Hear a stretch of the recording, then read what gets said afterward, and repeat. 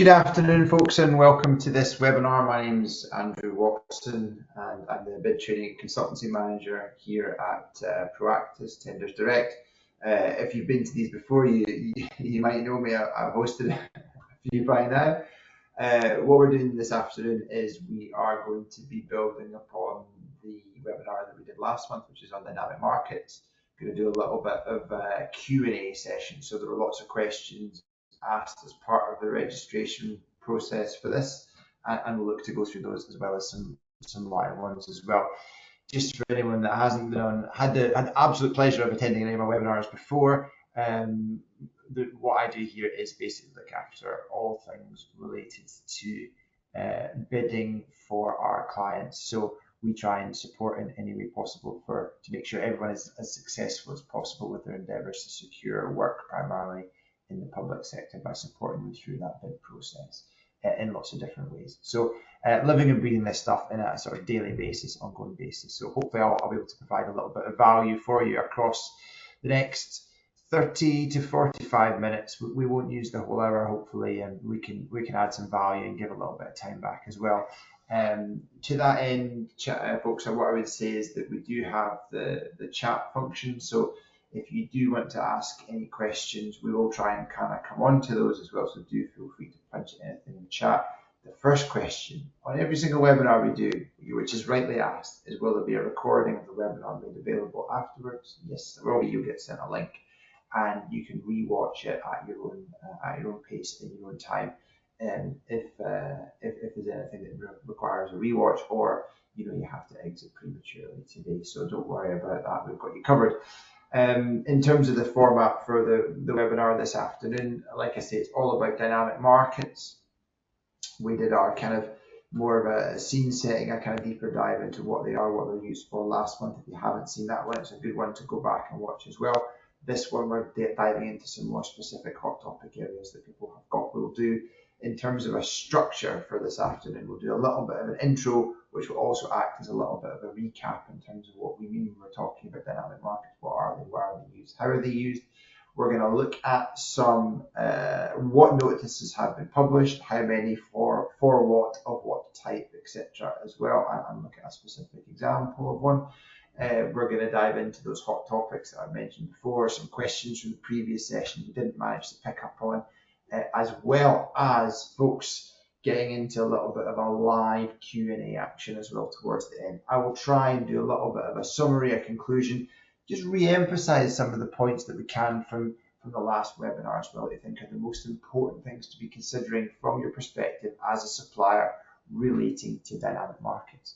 So hopefully that all makes sense. Hopefully there's going to be a little bit of value there for everyone. And also hopefully we can get some live questions coming in as well. So do have a look and see if you can get that chat function going. Okay, just making sure that is activated for everyone.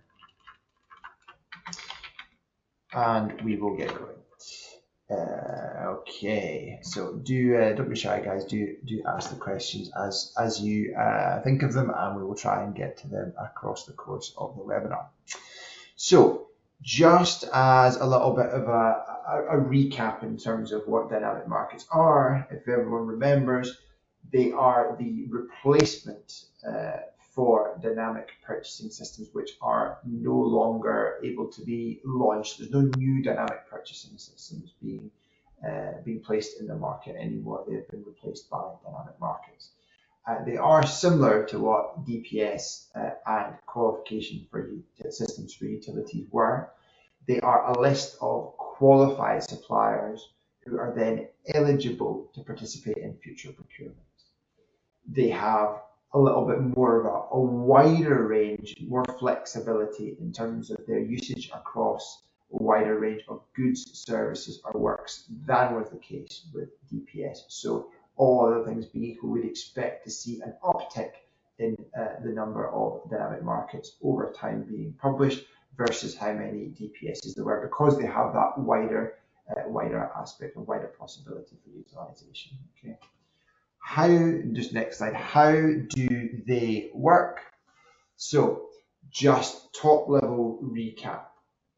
Once a dynamic market is established, that is done so following the publication of what's called a dynamic market establishment notice, and we will run through the relevant notice types in a little bit more detail when we talk about what's actually happened in the next slide or two. But once we've got that notice, before that, people have been asked to apply through an intention notice. Once they've applied, that initial setup, that initial tranche of suppliers who have gained access to the dynamic market will be captured and listed, along with that being published in the dynamic market establishment notice. As with DPS, there is no cap on the number of suppliers who can be appointed. It is all of the suppliers who meet whatever conditions of entry have been set by the relevant authority who are running the dynamic market. All the suppliers that meet those conditions will be appointed to the dynamic market. So no upper cap. Within the dynamic market, there's a few things to be aware of. It can be divided up into types of work and or into geography. So you can get this kind of lotted bit. So it's not like as a supplier, if you to gain access to it, you have to be able to do all of the different works or services across all of the different geographies that they might be looking for people to perform them. Okay, so you don't have to have that comprehensive coverage for it still to be potentially relevant for you. Within the dynamic market, referred to as a DPS, that's old news, come on. Within a dynamic market, the work itself will be awarded through a competitive, flexible procedure. So there will be no direct awards of work to suppliers within the dynamic market. Each and every work package, every body of work that the authority is looking for a supplier to deliver for them will be awarded through a competitive, flexible procedure. Because essentially it's a two-stage process, because they've already gone through one stage to apply and get onto the dynamic market, and there will be a further regulated stage for a supplier to apply for their application to then be the tender response to then be considered against others, and there will be one or more suppliers chosen then to actually deliver that package of work. Again, a little bit of a recap regarding notices. They'll be associated, can be associated with pipeline notices when authorities are going to have 100 million plus overall spend. They do have to do that annual pipeline notice publication saying what they think they will be spending on, in what areas, what time frame. Specific to dynamic markets, you have a dynamic market intention notice, which is the notice saying we are now intending to set this up, and instructions as to how to apply, which would then be followed by a dynamic market establishment notice, which is saying this dynamic market is now live. This is the initial tranche of suppliers that have applied and been successful getting onto it, but it's now live and taking other applications. Within the dynamic market, when it's running, each package of work that's going to be issued because the authority wants someone to be able to supply that to them will be done so through a tender notice, and then every package that's awarded will be there'll be a relevant contract award notice issued as well. And as I mentioned, I think I mentioned already, suppliers can apply to join a dynamic market at any time during its lifespan, making it distinct from other framework types, either open or closed frameworks, which have open or closed frameworks which have either only at the very start you can apply to them, or fixed windows for application. Okay. So open to apply at any point. The idea is that all of this in aggregate is helping making them a little bit more flexible, a little bit more broadly used by authorities, and also a little bit more SME friendly. So that's what we hope to see for the vast majority, of businesses out there, as the majority that are looking to put work by numbers are indeed SMEs. So hopefully that's all making sense. Okay, notice review then. Let's have a look at actually what's come out there, what's in flight, what have we seen. And there's been some questions that you guys have asked about this. So obviously other people have picked up on it as well. There's not been much. So we're talking about from the end of February. So what's that? Broad calculation, March, April, May, June, July. We're talking about being 5 months in, And in terms of the overall number of notices that relate to dynamic market, we are sat, as of I think it was yesterday or the day before I reran this report, we're sat on 22 notices in total. So we've had 13 intention notices, we've had 3 actual establishments of dynamic markets. They must have been quick off the bat, early doors.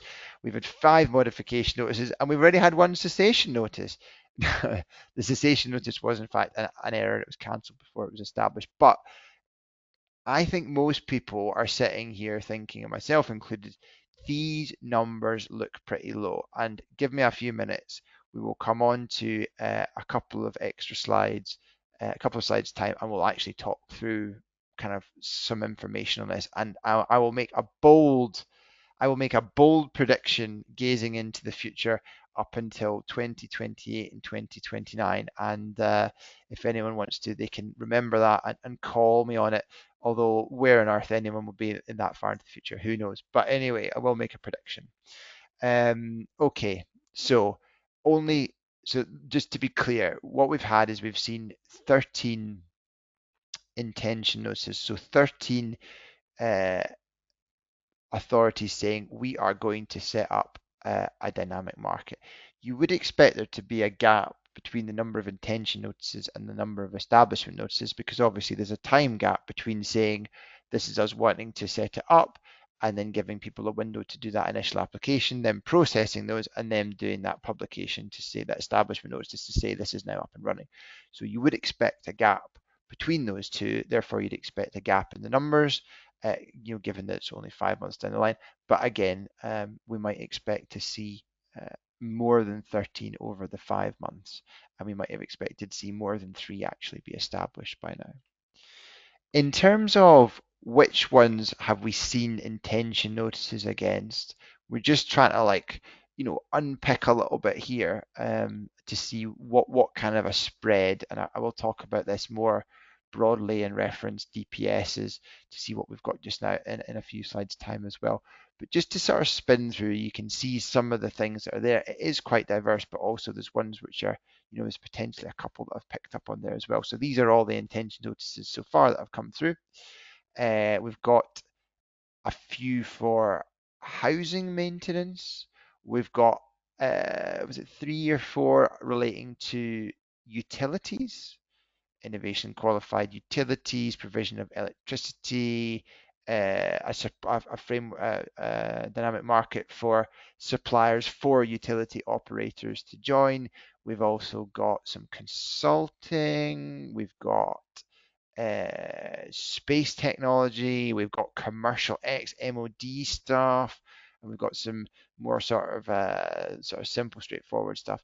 Pipeline inspection, supply and repair of signaling for trains, something else about rail safety as well.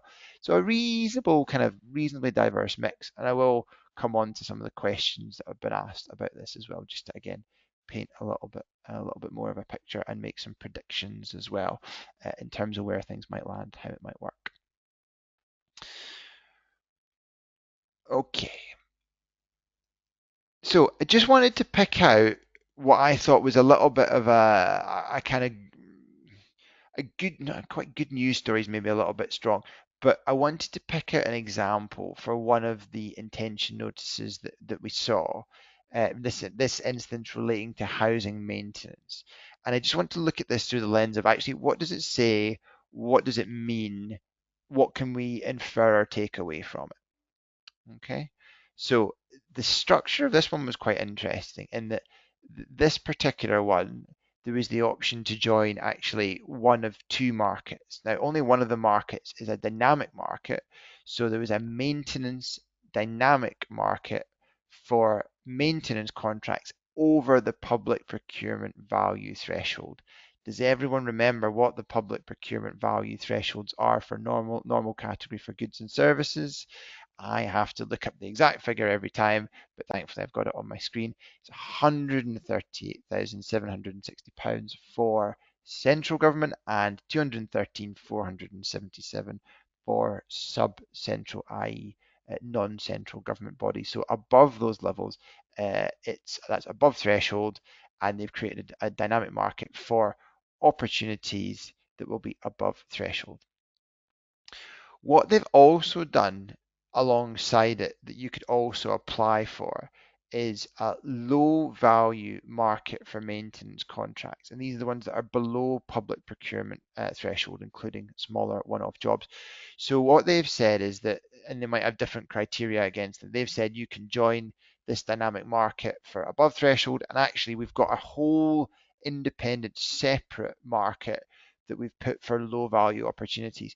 So what we can take away from this is actually they've thought very carefully about this sort of like segregation, and they're also keen to have opportunities for potentially a broader range of suppliers who might not be suitable for the above threshold opportunities. They want to actually give them a kind of structured way to get access and to look at lower value opportunities as well. So I think that's quite an interesting. I hadn't. This is the first example of this that I'd exactly seen. So I think that's quite an interesting example. I'm not going into like all of the detail of the document pack, but on the surface this looks like a kind of fairly like an SME friendly kind of structural approach, which can only be commended. So I think that's a really positive sign. Remember when we talked about the Procurement Act, the legislation, the goals of it, what its priorities were. There was a big bit around SME, encouraging SME involvement, engagement. There was about considering whether or not it's possible to remove barriers to SME participation, and doing that type of activity is potentially a really good step in that direction. So I think that's an interesting development, and you can look out for things like this. So don't be too quick to, general point of comment on dynamic markets. Uh, just be don't be put off, if you're potentially like of a small scale, and it seems like a very big number that they expect to run through the dynamic market. Do look at the detail and see what's there, and potentially if there will be opportunities that would be suitable for you if you meet a minimum criteria, etc., etc. This particular example, it was broken into sort of 3 different lots. It was also explicit saying that you don't need to perform all of the services within a given lot to apply for that lot. So you didn't have to have complete coverage of all activities within that lot to apply. Again, it's opening it up to a kind of wider pool of suppliers by making that explicit, by saying that's not the case, that you didn't have to have that full coverage. And interestingly, there was an explicit or a direct comment saying there will be some requirements that will operate across lots. And again, it wouldn't be expected that you would necessarily be able to execute all of those activities across the different lots.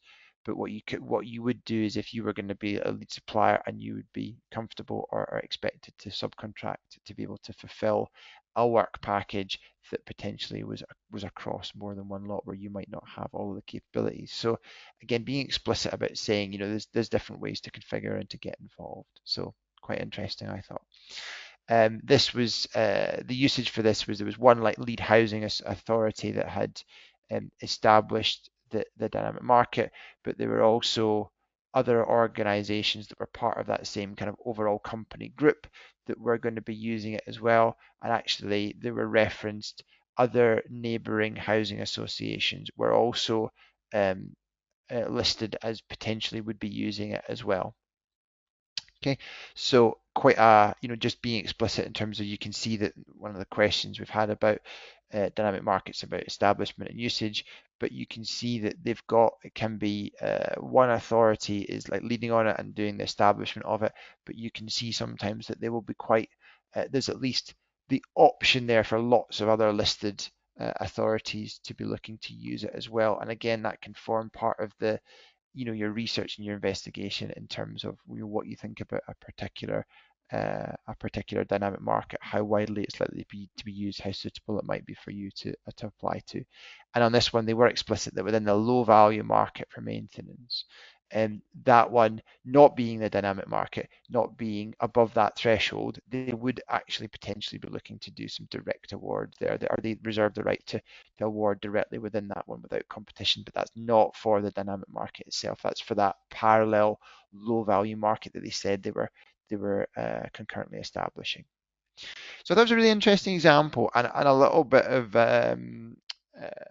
a little bit of optimism there in terms of the consideration regarding SME sort of participation. So for the ones that are, SMEs, maybe at the smaller end of it, that potentially would come across as good news, and something to look out for, and just pay a close attention to what does the wording within dynamic markets say, what's the implications of how it's been structured, and the guidance that they've given. Okay, in terms of hot topics, then what I did was collate some of the ones that we didn't get onto, question areas that we didn't get onto in the previous, to get through answering on the previous webinar, kind of clump those together, and also some of the ones that were similarly were asked as part of the registration process for this webinar as well.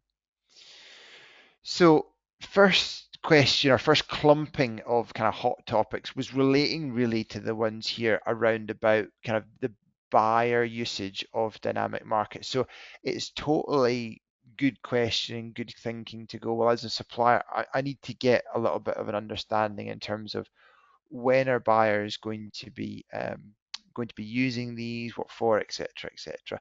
We did talk about this a little bit of length in the previous webinar, but we can deal with some of these questions on the screen. So, are they more appropriate to any particular sectors?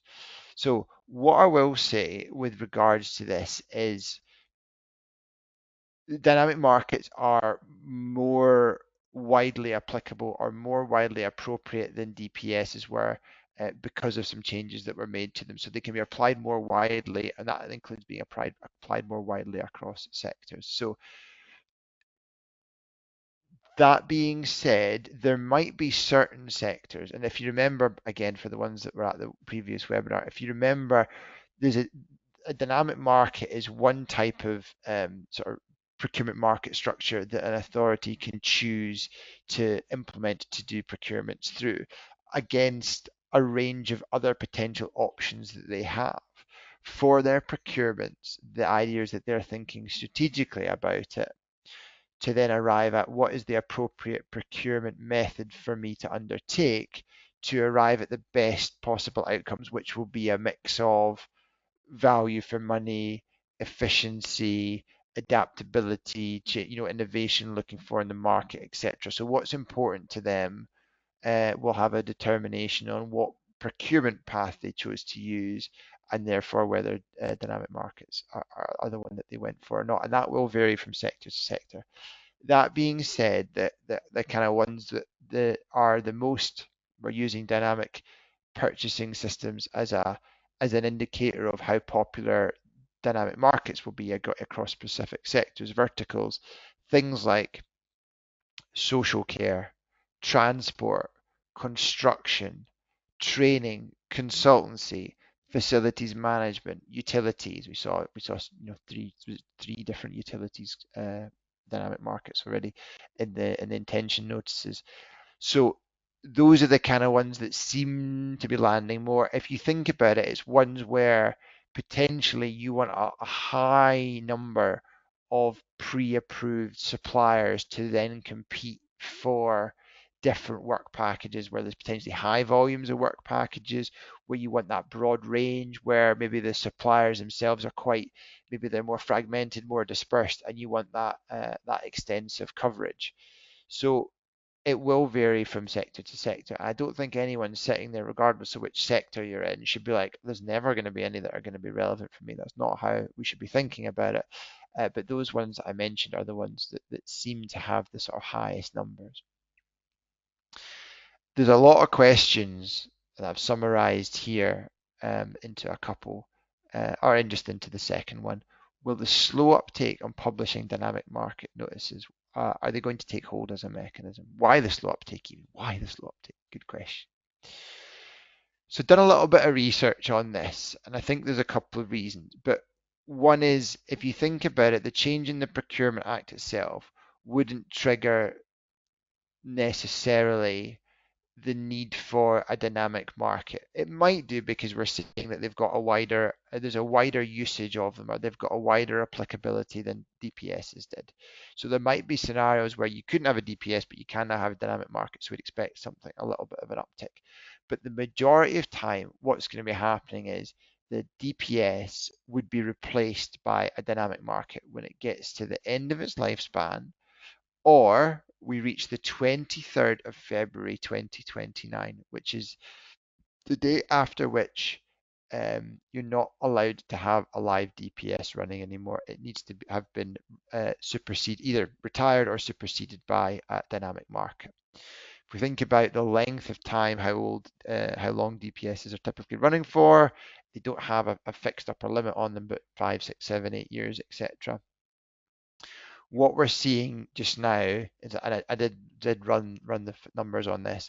There's not a huge amount that have a expiry in the very near future. What I would expect to happen is, if we say there's we need to refine these figures and come back, once we've done a bit more work regarding all the changes in the Procurement Act, but we say there's, say, 350, 400 DPSs that are active just now. Then if you think about them, those are all going to have to be, as long as there's a requirement for them, they're all going to have to be replaced by dynamic markets by Feb 2029. So if you do that as a kind of straight line activity, that's more than 100 a year. Obviously, we wouldn't expect people to replace them sooner than they have to, if they do have an ongoing need for them. So what we would expect to see, given like where a lot of the expiries have been set for DPS, we'd expect that to ramp up. So instead of it being like 100 odd per year, what we'd expect is, in say 2028, early part of 2029, you can expect a really big uptick in terms of dynamic market intention notices coming through to then replace them before that deadline. So I'd expect a rush before the deadline is essentially what I'm seeing, what I would expect to see. So that's my future prediction. I don't think the numbers we're seeing now are representative of a 5-month period. So I think in another 5 months, rather than it being, what did we say, 13, I would expect that number to increase and increase significantly. So it will start to tick up and accelerate as people get more comfortable with it as a mechanism, as authorities bed in a little bit more relating to all of the different aspects around the Procurement Act. Just a couple other ones to pick up on.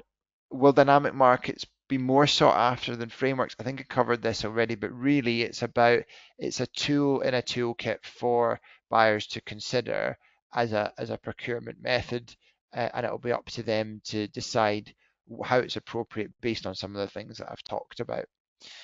The main purpose of it is it's a mechanism by which to arrive at the best procurement outcomes. So again, as one of a number of options, the main purpose is for it to best meet the needs of that authority around the procurement of the goods and or services that they are going to procure through it. Can buyers get together under a single dynamic market notice? Yeah, we've already talked about that. So yes, they can. So you can have an authority kind of leading on the publishing it, and other authorities listed as being able to use it, and then they can run their procurements through it without issue. Okay, supplier perspective questions then. Again, I think we covered some of these details in the previous one, but I'm conscious that not everyone has kind of watched those. So, how would a dynamic market benefit a supplier and SME? They're a great first step into securing public sector work. They are a little bit less arduous typically in terms of the application process. If you make an error or you don't meet a standard when you're applying for a dynamic market, you get told what the issue was and you can reapply. So they're not like harsh sort of one shot only type approach. That barrier, or that sort of barrier to clear to get onto them, is that little bit more straightforward, at which point you then have visibility of the opportunities that are being run through it, and you can go through that application process for any of those opportunities as and when they are published. So it's something that we generally like say is a really good kind of starter or entry route for SMEs to consider into public sector. But again, it's specific to the suitability of the opportunities based on what you're looking for, meeting minimum criteria, etc., etc. Questions around some of the mechanics of them. Can our details be seen once we are registered on CDP and Crown Commercial, or is there a separate registration needed for DPS? So obviously now it's dynamic market, although there are still DPSs are still open. The ones that are still open and running, you can still apply for. It's just that there won't be any new ones anymore, but there will be ones still with several years to run, as I was just discussing previous. So you if you need to register on the specific dynamic market or existing DPS and go through the application process within that for you to be seen and for you to apply for the opportunities that are going to be published through it. For dynamic markets, they are working because this is they're launched after the Procurement Act come in. So for any dynamic market application that you're going through, you will have to have done the CPD, Central Digital Platform, that top line information registration to get your code, your PPON number, and to input that into the dynamic market application. So you're going to have to do the CPD process as you would for other tenders, but make sure you're registered there. That is a one-time thing. With some exception, you have to make sure it's up to date, but it's a one-time thing.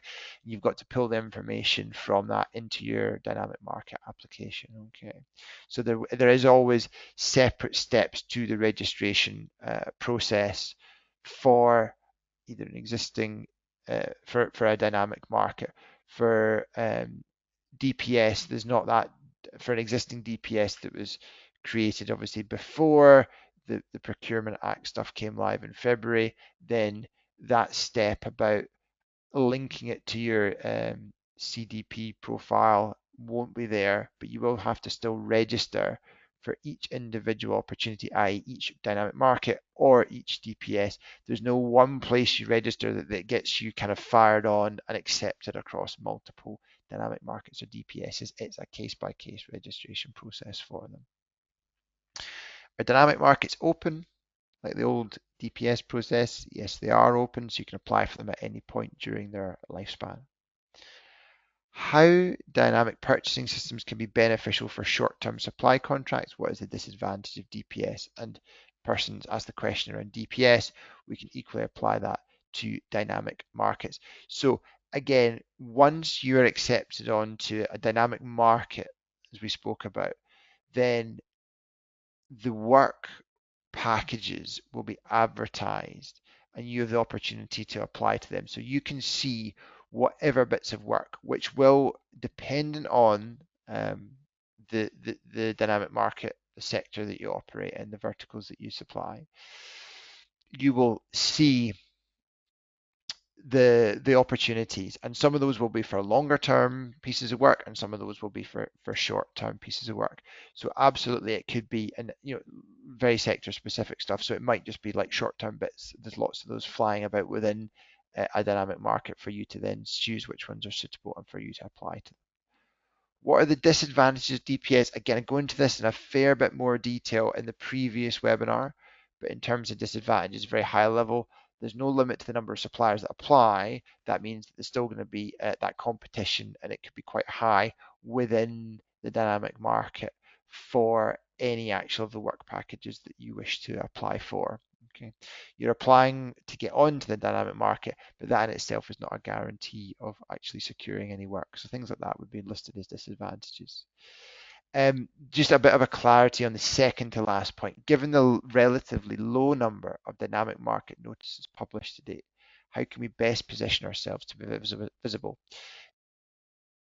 I'm not quite sure there's a coherence to the question as a whole, if I'm being totally honest. Position ourselves for visibility to secure work through dynamic markets is going to be through applying to those dynamic markets, getting accepted onto them, and then having the opportunity to respond to those, work packages as they get published through contract notices within the dynamic market. So that's kind of the way in which you do it. In terms of making yourself visible, obviously look to see if there's existing DPSs that are still going to be running, and again, if there are ones that are relevant for the types of goods or services that you supply, understand where those are, find those and apply to those, as well as new dynamic markets as they come online. How can SMEs overcome procurement challenges of dynamic markets? Well, again, it's seen as really it should be more straightforward to do them as an application versus some other tender types. It should be the SME involvement has been considered as part of it, so it should be a relatively low barrier way to actually get into sort of public sector work or to get that that first acceptance onto a market. So the challenges should be lower here than they are when you're looking elsewhere, looking at other parts. Okay, so hopefully that makes a little bit of sense.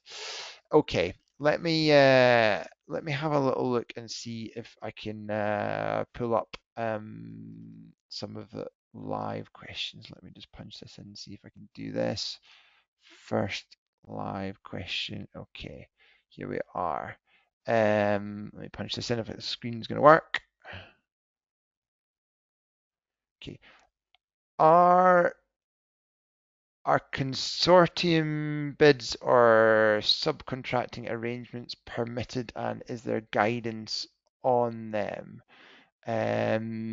Yes, so they are permitted. So you can do you can have either structure. The one thing I bear in mind with this is that the consortiums are, so if you think about within a dynamic market, you're applying to get onto it, and it's going to be open for a number of years. So in terms of suitability for that type of arrangement, is a consortium something that you're going to have without having secured any work, and it's just going to sit sort of open-endedly, or, or is that going to be not appropriate given what the way the dynamic market works? Subcontracting arrangements are yeah, absolutely fine. So you can apply for through a dynamic market, and that can be how should I say, that's listed in terms of who will be doing what within it, and that would be set in it. Might make it appropriate for a potential lot. So you've got the coverage of a lot that you would potentially need. So I think as long as you're really clear on who's doing what, filling it in properly, and you're going to have that ongoing relationship with a subcontractor, that you're happy for that to sort of sit as an open-ended piece, and then just managing it in terms of if there's any changes to that to update details as per needed, or reapply as per needed based on the conditions of the dynamic market, then that's absolutely fine as well. But remember, it's not applying for a specific piece of work, it's applying for a place on a dynamic market that's going to sit kind of open for a number of years. So so do think about that in terms of what's going to be an appropriate structure, how are you going to manage that, and make sure that's always retaining its accuracy.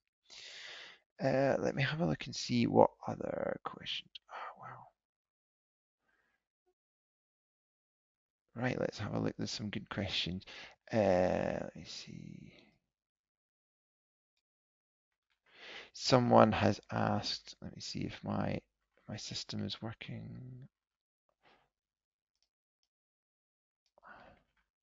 Can I demonstrate a live search on the platform for potential markets to apply for?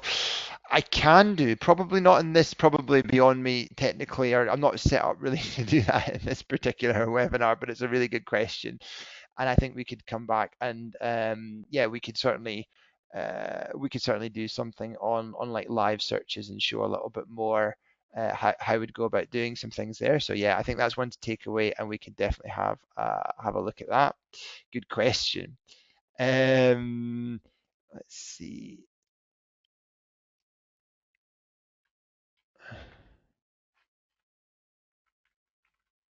So I think this is a question we've kind of touched on a little bit as well. Dynamic markets seem to be less popular than frameworks. Is it just that local government procurement hasn't caught on to the dynamic market, hasn't caught on that the dynamic market widens their buying supplier scope? It's a good question. I think hopefully some of the stuff we covered within the webinar has shine a bit of light on that. I think there is just a bit of a lag, and we will see numbers increase. There's obviously some of the stuff around like technologically just making sure that they're set up and their procurement systems are configured properly for dynamic markets with the distinctions that's got from DPSs and all that type of good stuff as well. So and I think there's probably like a little bit of an education piece for local authorities to understand that dynamic markets do have that sort of widening or that wider application of usage, so they can be potentially used more widely. Therefore, we should expect to see the numbers tick up. So I would expect to see, yeah, the numbers tick up. I would expect to see a bit of an acceleration, and like I say, certainly towards the point where DPSs are have a deadline to be replaced, then I think we see a big uptake there. So I think watch this space, but I think it will, in 6 months' time, I think it'll look a fair bit different than it does now. Okay, how how does it differ? How does it differ from traditional frameworks in practice? E.g., NHS frameworks are issued every 4 years, and anyone can then apply. With dynamic frameworks, is the process quicker due to pre-vetting, or how will it differ? So the the process, the sort of standard closed frameworks which you're referring to there, so there's a couple of things to think about here. And again, it might be worth rewatching and revisiting some of the other webinars we've done around the Procurement Act changes regarding this. So what you're talking about there is issued every 4 years, and anyone can apply then, and then they're closed for that. So that's a closed framework. Okay. Remember, you've also got now an open framework type where it's got to be, memory serves, open within the first 3 years, and then it's got to be opened at least once within the remainder of the term, and it's up to 8 years that they can run. So you've now got closed frameworks, open frameworks, and you've got dynamic markets replacing dynamic purchasing systems. So certainly, yeah, the process in terms of the application process for someone to get onto a dynamic market versus to get onto a framework is typically a lot less arduous. There's less intensity, there's less of a production of information that you have to do to get onto it. But again, it's the stuff that I talked about. They're differing because the authority needs to make a strategic determination about what is the most effective way of managing the supplier pool for a given opportunity. What's the best way for them to get to a point where it's as efficient and as value and as flexible as possible, given what they know about the goods and services that they're looking to procure, given what they know about the supplier base, etc., etc. For standard closed frameworks, obviously the application process is typically more arduous because they've got to distinguish between the suppliers and rank them, and they will be accepting a fixed number of suppliers. They've also got to have a high degree of confidence that all of those suppliers are going to be suitable throughout the duration of the framework.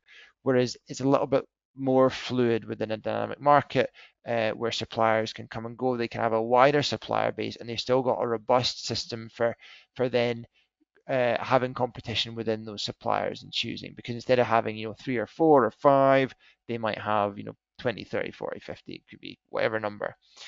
So within that scenario, you're a lot less concerned about the quality of the worst 10% of the suppliers, because they're very unlikely to win anything, versus if you've got a closed framework with 4 suppliers on it, you're very concerned if 1 or 2 of those suppliers turns out to be bunked and not be able to usefully use. You've then got a situation for the next 4 years where you've got to award the work that you need to put through that framework through only 1 or 2 suppliers.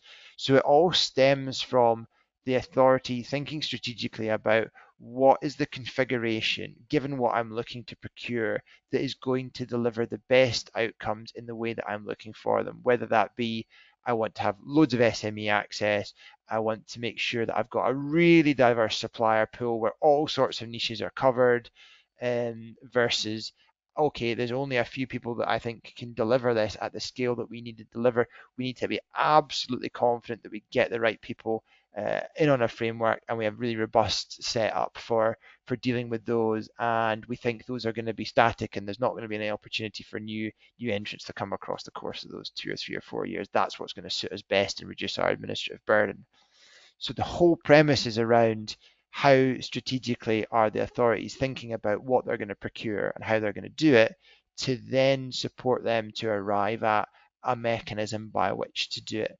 So when you're looking at something going, okay, that's a framework. So what I don't expect to see is, you're not going to see a massive shift from loads of stuff being on closed frameworks to being on dynamic markets, because the authority would typically have made an assessment that that's an efficient way to do that.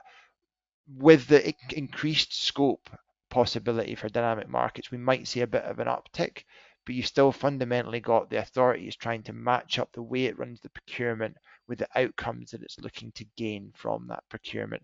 So I wouldn't expect to see all the frameworks disappearing and all dynamic markets opening up, because there's some scenarios, lots of scenarios, where it's just going to be more appropriate for them to run it as either like an open, sorry, closed or an open framework.